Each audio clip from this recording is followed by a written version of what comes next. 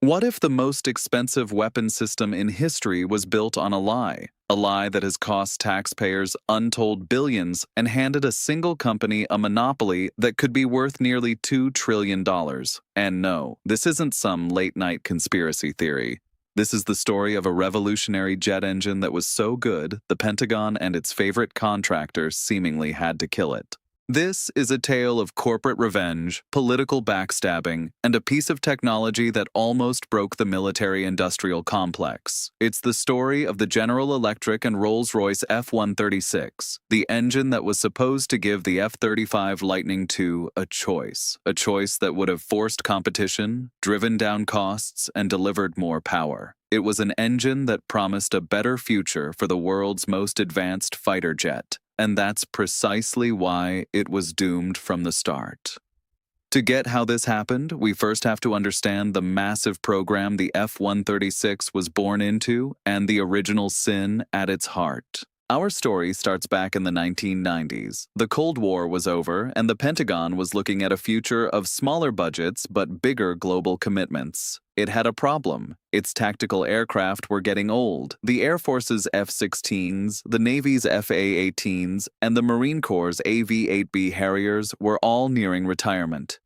Replacing each one with a brand new specialized plane would be astronomically expensive. The solution, pushed by a new wave of defense reformers, was a radical idea: the Joint Strike Fighter, or JSF. The vision was incredibly ambitious, maybe even a little crazy. One fundamental aircraft design that could be tweaked into 3 versions for the Air Force, Navy, and Marines: a conventional F-35A, a carrier-capable F-35C with a tougher frame and landing gear, and a revolutionary short takeoff and vertical landing F-35B for the Marines. By sharing parts, electronics, and, most importantly, the same engine, the Pentagon figured it would hit unheard-of economies of scale. It was supposed to be cheaper to build, cheaper to fly, and cheaper to maintain. That was the grand promise.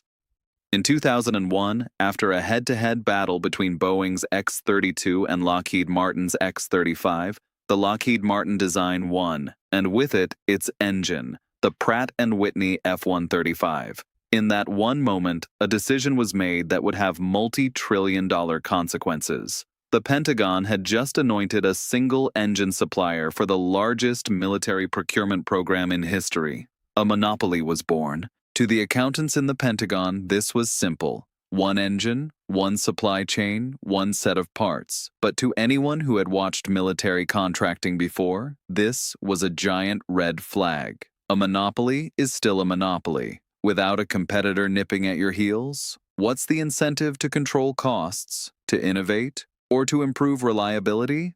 What happens when one company holds the entire F-35 fleet, the backbone of Western air power for the next 50 years, in the palm of its hand? Some in Congress saw the danger right away. They remembered the Great Engine War of the 1980s. Back then, the F-15 and F-16 fleets were powered exclusively by Pratt and Whitney engines that were riddled with problems. So Congress funded a competitor, General Electric. What happened? Both companies had to fight for contracts every year, forcing them to slash prices and innovate like crazy.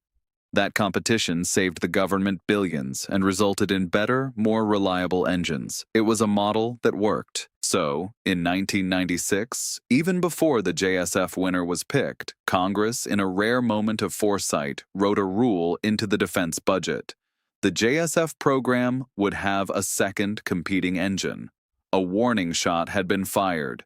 The monopoly would not go unchallenged. A challenger was needed, and 2 of the world's most legendary engine makers were about to answer the call. The team that stepped up to challenge Pratt & Whitney's new monopoly wasn't some upstart. It was a transatlantic powerhouse forged from 2 of the oldest names in aviation, General Electric and Rolls-Royce. This wasn't just business, it was the culmination of a century of rivalry and innovation. GE Aviation, born from the company that gave us the light bulb, had been building jet engines since America's first jet fighter. They had fought Pratt & Whitney for decades, a corporate feud that produced incredible leaps in technology. GE had a reputation for building tough, powerful engines. They were the reigning champs of the first great engine war, and they weren't about to sit out the biggest prize of the 21st century. Their partner was a company whose name means engineering perfection, Rolls-Royce. Famous for their luxury cars, the company's real heart has always been in the sky. Rolls-Royce pioneered the jet engine in Britain, and its Pegasus engine, with those iconic swiveling nozzles, gave the Harrier its magical ability to hover. That vertical flight expertise was critical for the most complex F-35 variant, the F-35B. This team-up wasn't new. GE and Rolls-Royce had been working together on advanced engine concepts since the mid-90s. So when Congress demanded competition, the GE Rolls-Royce fighter engine team was perfectly positioned to create the F136. The title of our story, Rolls-Royce's Revenge, isn't just a catchy phrase. For Rolls-Royce, this was a chance to reassert its dominance in vertical flight technology. For GE, it was revenge for being sidelined at the start of the JSF program. It was a chance to prove, once again, that competition is what's best for the warfighter. The combined force was intimidating. GE would take the lead, building the core of the engine, about 60% of the work. Rolls-Royce would handle the fan system, the combustor, and their specialty, the vertical lift components. It was a marriage of American muscle and British ingenuity. Their pitch was simple and brutally effective. Competition works. They argued that investing a few $1 billion to finish the F-136 would save the Pentagon an estimated $20 billion over the F-35's lifetime. It was, they said, a common-sense insurance policy against a trillion-dollar monopoly. The Pentagon, however, wasn't sold. They saw a second engine as a wasteful complication. They had their supplier and wanted to stick to the plan. This set the stage for a decade-long war fought not just in test cells, but in the halls of Congress. The engineers had their mission. Now they just had to build an engine so good the world couldn't possibly ignore it. While the suits argued in Washington, the engineers at GE and Rolls-Royce got to work. Their job was huge. Build an engine that didn't just match the Pratt and Whitney F-135, but beat it. It had to be more durable, more efficient, and totally interchangeable. The goal was an engine you could swap into any F-35 anywhere in the world without a single change to the plane itself. This was the key to their whole strategy. The F-136 wasn't a totally new design. It was heavily based on GE's revolutionary YF-120 engine, which had lost to a Pratt & Whitney design during the F-22 competition. Many experts at the time thought the YF-120 was the more advanced engine. Now its core ideas would get a second chance. The result was a masterpiece. Let's break down what made it so special. At the front, Rolls-Royce designed a radical three-stage fan. The blades were welded together into single, incredibly strong and light pieces called blisks, or bladed discs. This advanced fan could swallow more air than its rival, a key to generating more thrust. That air was then squeezed by GE's high-pressure compressor before entering a special Rolls-Royce combustor. It used a technology called lamelloy, essentially sheets of metal with thousands of laser-drilled holes that let a thin film of cool air protect the surface from the inferno inside. This allowed the engine to run hotter. And in a jet engine, hotter means more power and more efficiency. But the real genius was in the turbines. In most engines, all the spinning parts go in the same direction. The F-136 used a counter-rotating design. The high-pressure turbine spun one way, and the low-pressure turbine spun the other. Think of it like this. The spinning gas coming out of the engine has a ton of rotational energy, or swirl. The counter-rotating turbine acts like a perfect paddle, instantly grabbing that swirl and turning it into useful thrust. It was an elegant solution that cut down on parts, reduced weight, and boosted performance. The target was to match or exceed the F-135's 43,000 pounds of thrust with the afterburner lit, enough to blast the F-35 past the speed of sound. Development moved fast. The first parts of the engine roared to life on a test stand in Ohio on July 22, 2004. This early success helped them win the main $2.4 billion development contract in 2005. The first complete new-build F136 engine was tested on January 30, 2009. Over the next few years, the team built a series of test engines and pushed them to their absolute limits. By 2010, the engines had racked up over 800 hours of grueling test time, and by the time the program was canceled, they had logged over 1,200 hours. They were hitting every performance target. The F136 wasn't just a paper concept anymore. It was a real fire-breathing monster, and it worked. The engineering was a massive success. But as they were about to find out, being better isn't always enough. The real fight was just getting started. The years between 2006 and 2011 were a time of open warfare. This was the Great Engine War Part 2, a brutal political slugfest between two of America's most powerful corporate teams, with the Pentagon stuck in the middle. On one side, the incumbent team of Pratt and Whitney, Lockheed Martin, and the Pentagon. Their argument was simple. Funding a second engine was an unnecessary and unaffordable luxury. Every single year, the White House and the Department of Defense requested zero funding for the F-136. They claimed the money was needed for the main F-35 program, which was already starting to show the massive cost overruns and delays it would become famous for. On the other side was the challenger, GE and Rolls-Royce. Their weapon was pure economic logic. They hammered home the message of competition, arguing it would save taxpayers up to $20 billion over the program's life. They found powerful allies in Congress, especially from states with GE and Rolls-Royce facilities. This bipartisan coalition saw the F-136 not as waste, but as a fiscally responsible insurance policy.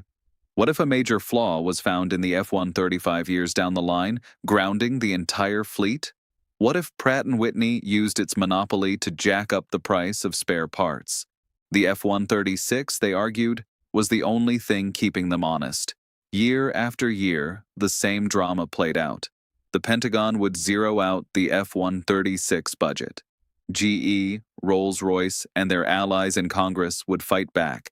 And every single year, from 2006 through 2010, Congress defied the Pentagon and restored hundreds of millions of dollars to keep the F-136 alive. The fighter engine team even offered the government fixed-price bids for their engine, a stark contrast to the usual cost-plus contracts where the contractor just bills for their expenses plus profit.